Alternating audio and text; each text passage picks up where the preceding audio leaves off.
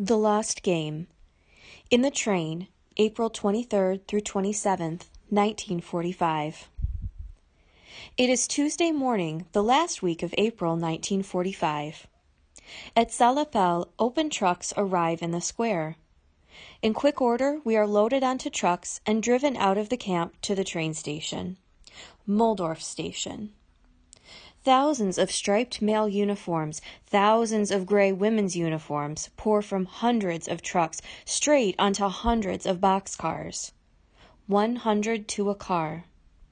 A sea of prison population is being shipped away from the approaching liberty. Where are they taking us? Rumors circulate. We are being shipped to a long, deep tunnel where we will be blown into bits. The Germans prefer no witnesses to their atrocities. So we are to be liquidated in the trains. Only rumors. Pay no attention to them. We have survived until now despite rumors. The Americans are near. The Germans would not dare kill us now, so near the end. God, do not let the rumors be right. Where can Bubby be? I was going to see him after Zalapel, as we had done every day since the gates between our camps were opened. Where is he now? Is he among this sea of blue stripes being loaded onto the train? By nightfall, the loading ends, and the train begins to roll. The boxcar is jammed to capacity. There is a small window laced with metal bars near the corner where Mommy and I are crouching, and I can see the lovely woods we are leaving. A cool April breeze rushes in through the small window, and we drink in the fresh air with mouths wide open. Now the train goes around a bend, and I can see as far as the train's locomotive. Incredible! There are at least 100 wagons between us and the engine. As I look the other way, I can see perhaps even more. My God, I have never seen such a chain of boxcars. Over 200. Where are they shipping so many prison inmates, 100 to a wagon? Where can they house so many? They are evacuating the camps to escape the enemy closing in on all sides. The circle is getting smaller. Where will they find room for us? God, help us. Do not let the rumors be true. The train rolls slowly all night, all day. Again, all night and all day. No food or drink. How could they feed all this multitude? Tens of thousands. For days before evacuation, we barely received any food. On Thursday, we stand in a forest clearing for hours on end. From my corner perch, I'm watching a dogfight involving 3 fighter planes. One plane receives a hit and bursts into flames, and now it is careening in a wide flaming arc beyond the trees. There is a series of loud explosions somewhere beyond my vision. Now we move rapidly through deep forests and rolling hills and long, dark tunnels, and then slowly, in spurts, among budding fields and sprawling villages, little roadside inns and distant towns. We roll in and out of train stations. Sometimes we stand for hours at a station, and sometimes we pass it without pause. And through it all, nagging hunger and thirst in the boxcar. By Friday morning, I'm not hungry anymore. The violent hunger pangs have mellowed into a dull, persistent ache. Our obliging lightheadedness lulls me into the apathetic numbness. Mommy also sleeps for longer periods. Her nagging hunger must have subsided somewhat. Brilliant sunshine filters through the cracks of the boxcar. The train is standing still. We must have been standing for a long, long time. My recollection of the train's movement is distant. I prop myself up on my elbows with extreme effort. My fellow passengers are sprawled on each other in a stupor. Mommy is also in deep sleep. Her head is rolled on my left shoulder. I ease it slowly, gently aside, and rise to my feet to get a view through the small window. The train is perched on a high embankment above a softly sloping valley and a wide open green cornfield. I can see houses in the distance, a small hamlet. High hills loom on the horizon, dark, beautiful, and forbidding. The entire foreground is flushed with bright sunshine. A playful gust ruffles the green sea of corn leaves. It is a gay, light-hearted day of spring out there. In the boxcar, it is airless and dark, and the scent of apathy is suffocating. I sink back onto the floor in my corner and place Mommy's drooping head on my shoulder. How much longer will we stand still in this place? Now it must be noon. The sun is high in the sky. Friday noon. We have been locked in this boxcar since early Tuesday morning, without food or water. This makes this the 4th day without food. How long can a person survive without food? I do not remember learning anything about this in school. How much longer will we stand in one place? Who knows? I cannot bear standing still. It is easier to bear all this when we are moving. There is hope in movement. Motion means life.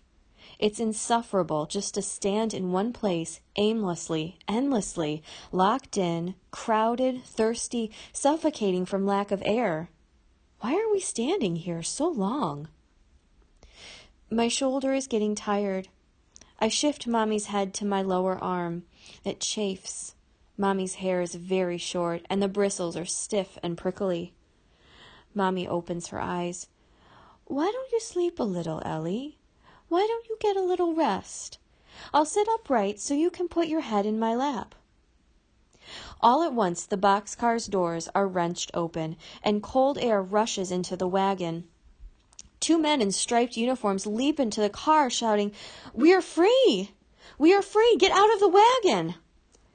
The chill gust and noise shake everyone awake from the lethargic daze. What's happening? What's going on? What's going on? We all scramble to our feet and surge toward the wide-open door. Drunk with the sudden onrush of fresh air, we lumber down the metal steps. The boxcar is empty within minutes. Out on the platform, the air is filled with the roar of thousands pouring out of the wagons, scampering down on the high embankment and shouting, cheering, howling, whooping with ecstasy. The entire valley is filled with a swarming multitude of striped prison uniforms, gray prison dresses. The narrow embankment is also covered with men and women laughing and crying and embracing everyone they meet, or just aimlessly milling about among the tracks. We are free! We are free! Most inmates head for the green cornfield. Hundreds are tearing at green husks of corn and eating them. Others are devouring the young corn leaves. And some are heading toward the hamlet in the distance. But where are the Americans? Or the Germans? Only inmates are to be seen everywhere. Mommy, let's go to the cornfield. We will pick some corn. Or we will go to the village to get some food there. Everyone is going. I'm not going from here until we find Bubby. He must be in this transport.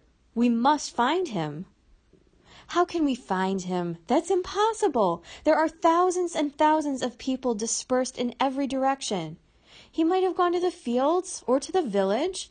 We will never find him here at the train. I'm not going anywhere until we find him.